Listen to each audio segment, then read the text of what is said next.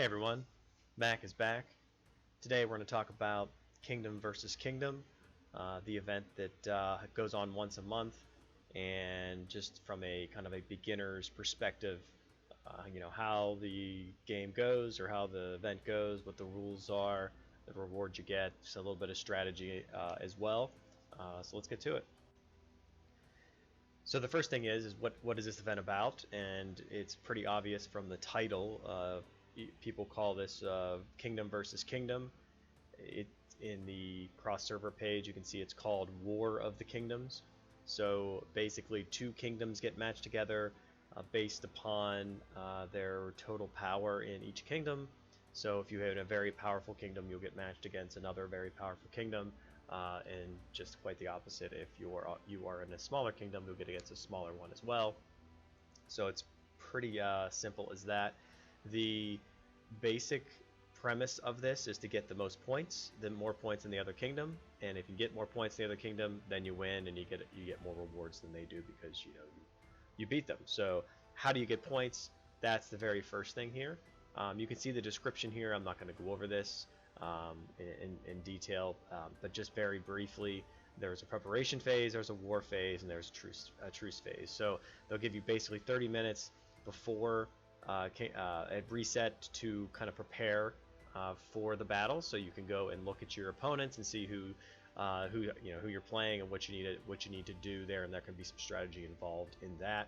And then of course here the event schedule here, it goes down. The last thing here is the diamond phase, where you get diamonds at the end based on if you won or you lost. Now the transfer rules, we'll go over that in a little bit here too. The city capture rules, they have those as well. And then the Ryler's Ruins, which are different protection effects, and I'll talk about that briefly as well. But like getting back to the points, that's the very first thing that you're going to want to know. And how do you get points? And it's very simple.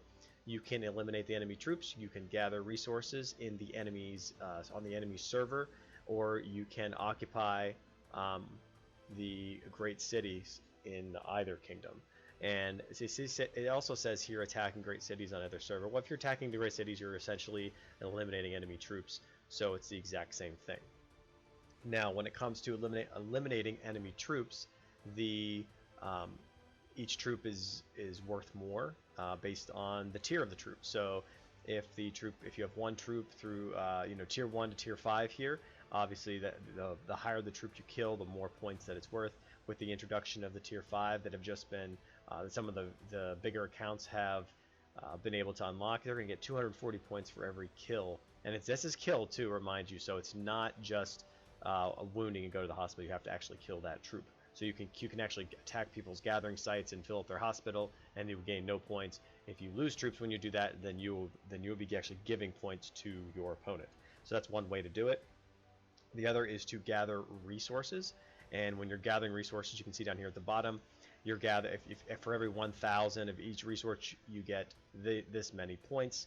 And the strategy on that is you think that you're going to be able to gather gold for the most part, because you get 660 for every 1,000 gold. But you got to realize that you gather these at different speeds, so some take longer than others.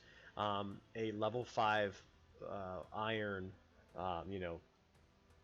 iron node is going to get you collect the fastest, so that's the one you want to look for.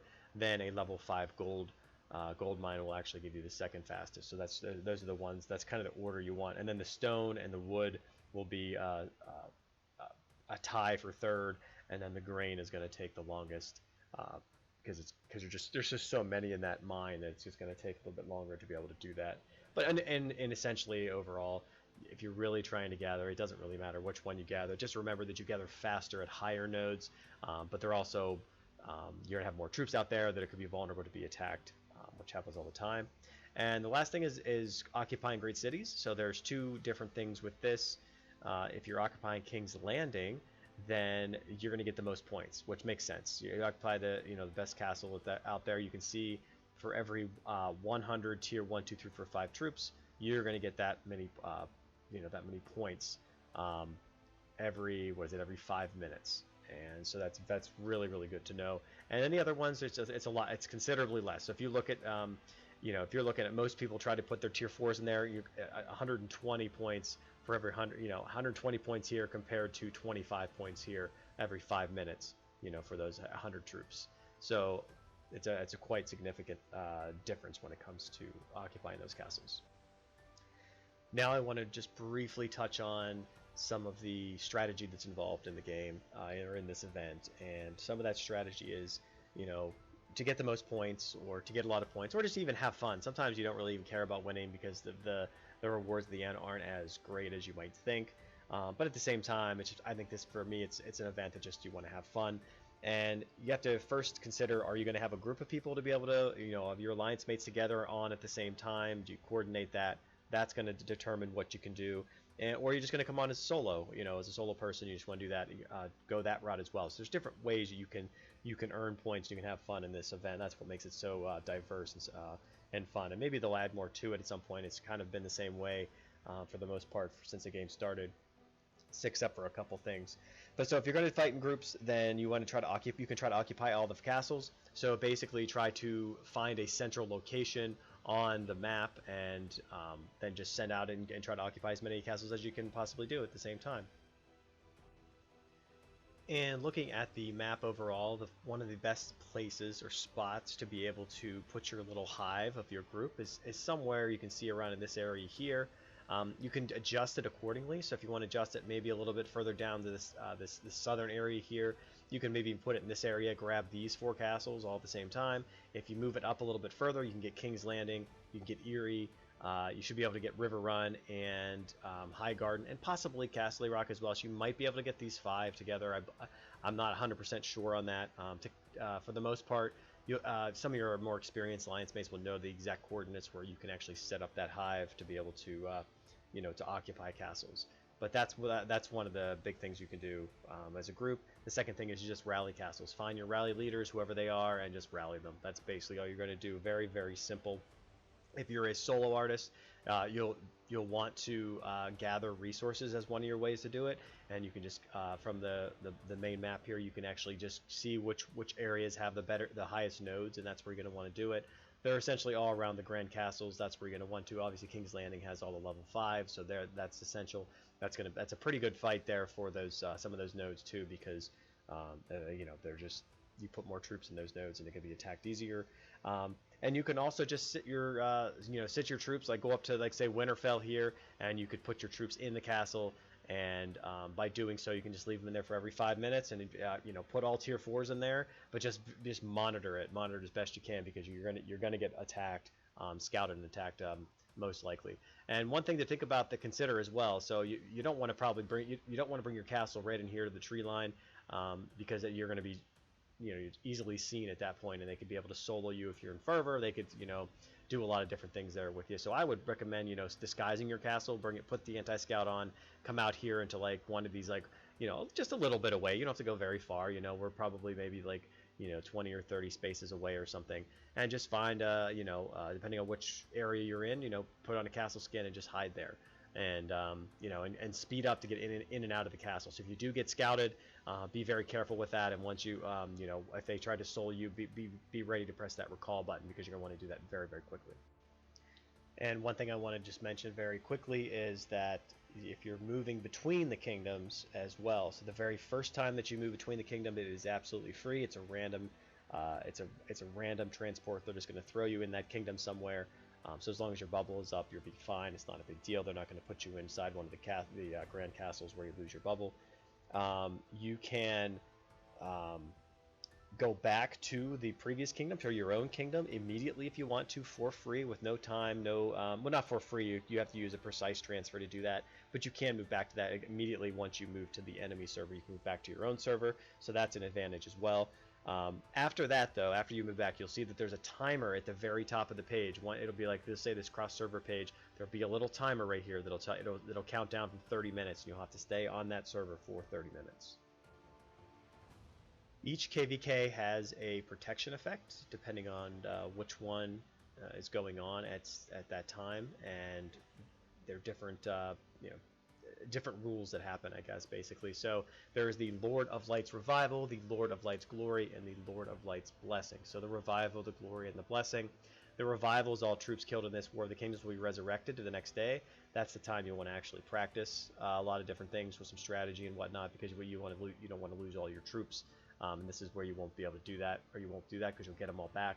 The strategy there is to put all tier 1 and fill your hospital at the very beginning. It'll be maybe a shorter lived KVK because your troops will just die, instead of being wounded. But instead of healing at tier 4s or tier 3s and wasting all the resources and speed ups, you can just do the tier 1s, and it's very, very easy to do that.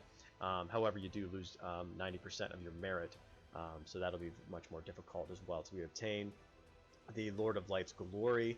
The amount of Lord merit will be increased by 15%. The number of battle tokens and bravery tokens obtained will be increased by 15%. Killed troops in this one will not be resurrected. So this is probably the best one in my opinion, because you get more merits. You have increased to get more of these bravery, battle and bravery tokens as well. And then the other one is this: the diamond mines actually get 20% more gathering, which is fine, but it's really not that massive of a deal. And once the event is over, the rewards that you get are going to be diamond mines for both the winners and the losers. The winners are going to get levels 1 through 5, so obviously the level 5s will have way more, and the losers get 1 through 3. Your kingdom will probably have rules in place about who can have these, or maybe they're just a free-for-all who have them. My opinion is that the top 100 should be able to get the higher ones, so maybe the level 4s and level 5s, because they're the ones who sacrifice the most, either losing troops, or in there occupying or gathering, really, actually putting the time in basically for the most part.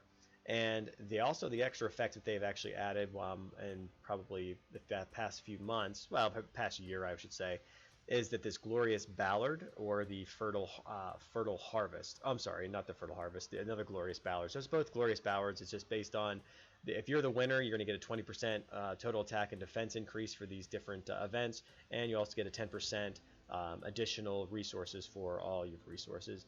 For the winner, for the loser, you get only a 10% increase in attack and defense for those, and a 5% increase on the resources. And finally, you will, if you are able to kill a lot of troops, or your troops die, then you'll be able to go in here to the token shop and to be able to purchase a lot of these different items in here. So you'll have a limit of 180 of these honor banners here, and 20 of these here as well, based on, you can see down here, the battle tokens and the bravery tokens. And you get these by either having your troops die, which are, if your troops die, you're going to be getting the bravery tokens. If you kill the enemy troops, you're going to get the battle tokens. Recommendation for this, I actually have a video out about that, about the token shops and which ones that you want to purchase. Just kind of very briefly with that, this 40% total attack is very nice to have. The honor banners, if you really, really need them, because there are ways to get them, but this is always so nice one. But the badges here, the attack badges, are probably the most popular when it comes to the token shop here as well. So I hope that gives you an idea of kind of how to play Kingdom versus Kingdom. I try to put videos together of my experiences when I'm playing. This past one I wasn't able to participate just because of other things that were going on. So hopefully the next one here in a few weeks here, I'll be able to participate and show you some of the fun that goes on when it comes to Kingdom versus Kingdom. So until next time, Mac out.